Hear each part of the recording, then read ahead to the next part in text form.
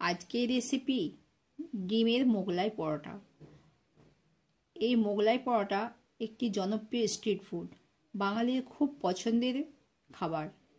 আমরা এই খাবারটা রেস্টুরেন্টে গিয়ে খেয়ে থাকি বা কোনো মেলায় অনুষ্ঠানে গিয়েও আমরা এই মোগলাই পরোটাটা খেয়ে থাকি। খুব কম সময়ে কম খরচে আমি কিভাবে বানিয়েছি আপনারা পুরো ভিডিওটা দেখবেন, স্কিপ করবেন না। স্কিপ করলে অনেক টিপস অ্যান্ড ট্রিক্স বাতিল পড়ে যাবে, আপনারা ঠিকমতো বানাতে পারবেন না। চলুন রেসিপিটা দেখা যাক। এই রেসিপি মোগলাই পরোটা।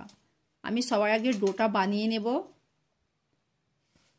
আমি সবার আগে ডোটা তৈরি করে নেব। তার জন্য আমি মাঝখানটা ফাঁকা করে নিলাম। আমি লবণ দিলাম, চিনি দিলাম, সাদা তেল দেব। এটাকে ভালো করে আগে হাত দিয়ে মথে নেব।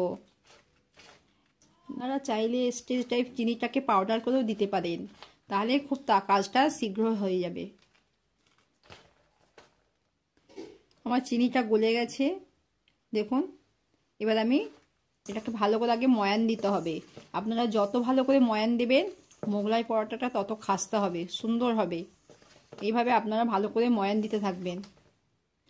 আমার ময়ান দেওয়া হয়ে গেছে। আপনারা বুঝবেন কি করে ময়ান দেওয়া হয়েছে? যখন আটাটাকে দেখবেন এরকম মুঠি করবেন, দেখবেন এরকম সুন্দর হয়েছে, মুঠি হয়েছে, তখন জানবেন ময়ানটা ঠিকঠাক দেওয়া হয়েছে। এবার আমি জল দিয়ে মেখে নেব। আমি এখানে ঈষৎ উষ্ণ গরম জল নিয়েছি, একদম হালকা গরম জল। আস্তে আস্তে অল্প অল্প করে দেবো, একটা ডো তৈরি করে নেব। দেখুন আমার ডোটা কত সুন্দর তৈরি হয়েছে। এভাবে আপনারা একটা স্মুথ ডো তৈরি করে নেবেন। এবারে আমি এটাকে চাপা দিয়ে রেস্টে রেখে দেব। আমি হাতে একটু তেল নিয়েছি, ওপরটা যাতে ড্রাই হয়ে না যায়, সেই জন্য আমি একটু হাতে করে তেল দিয়ে ওপর থেকে লাগিয়ে দিলাম। এবার এটাকে চাপা দিয়ে রেস্টে 30 মিনিটের জন্য রেখে দেব। আমি একটা কড়া বসিয়ে দিয়েছি, ওর মধ্যে সাদা তেল দেব, পেঁয়াজ বাটা দিলাম, নাড়ব, আদা রসুন বাটা দিলাম, ভালো করে নেড়ে দেব। যতক্ষণ না আদা রসুনের গন্ধটা চলে যাবে ততক্ষণ আমি নাড়তে থাকবো। আমার আদা রসুনের গন্ধটা চলে গেছে। এবার ওর মধ্যে আমি একটু কাঁচা লঙ্কা দিয়েছি আর একটু চিলি ফ্লেক্স দিয়েছি, নেড়ে দেব। রঙের জন্য একটু হলুদ গুঁড়ো দিলাম, আবারও ভালো করে নাড়বো। এবার ওর মধ্যে সামান্য ব্রেড ক্রাম্বস দিলাম। আমি টোস্ট বিস্কুটকে গুঁড়ো করে নিয়েছি, আপনারা চাইলে বাইরে থেকে ব্রেড ক্রাম্বস কিনে নিয়ে আসতে পারেন। আমি এই সময় গ্যাসের ফ্লেমটাকে একদম লোয়ে রাখবেন। আমি ব্রেড ক্রাম্বসটাকে ভালো করে নেড়ে নেব। এই সময় আমি কিছু বাদামকে কুচি করে নিয়েছি, দিয়ে দেব। আবারও ভালো করে নাড়বো। আমি ওর মধ্যে সামান্য বিট লবণ দিলাম, আবারও ভালো করে নাড়তে থাকবো। এইভাবে আপনারা 2-4 বার নেড়ে নেবেন, যেন ব্রেড ক্রাম্বসের গন্ধটা চলে যায়।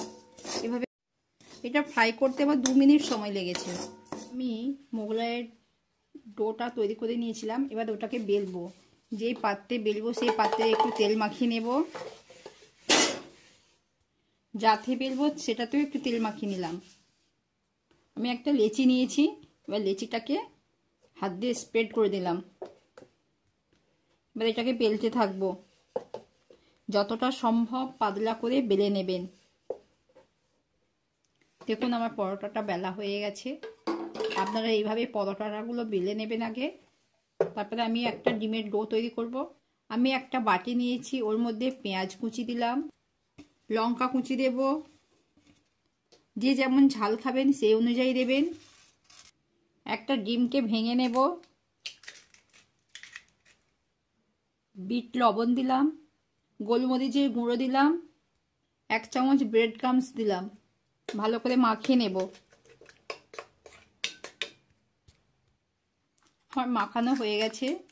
এবার এটাকে সেন্টার বরাবর মিডিলে ঢেলে দিলাম। আমি ঢেলে দিয়েছি। এবার এটাকে একটু স্প্রেড করে দেব। আমি এবার কিভাবে মুড়ছে আপনারা দেখতে থাকুন। এইভাবে এইটা নিয়ে আসবো, এই দিক থেকে এইটাকে নিয়ে আসবো।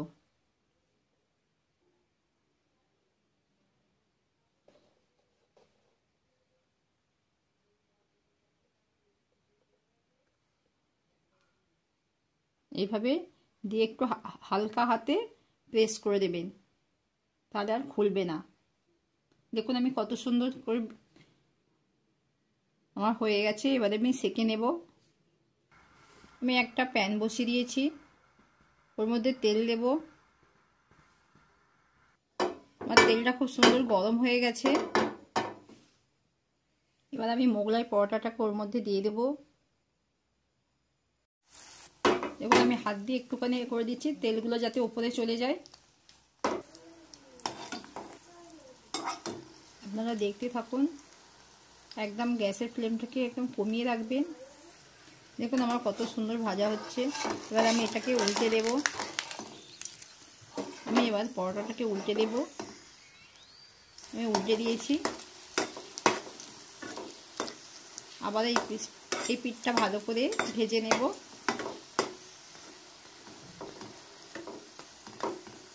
আপনার দুটো সাইডকে একটু চেপে চেপে প্রেস করে নেবেন।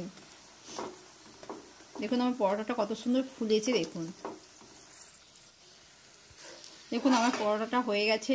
এবারে আমি তেল ঝরিয়ে তুলে নেব। কত সুন্দর হয়েছে দেখুন, লুকটা দেখুন।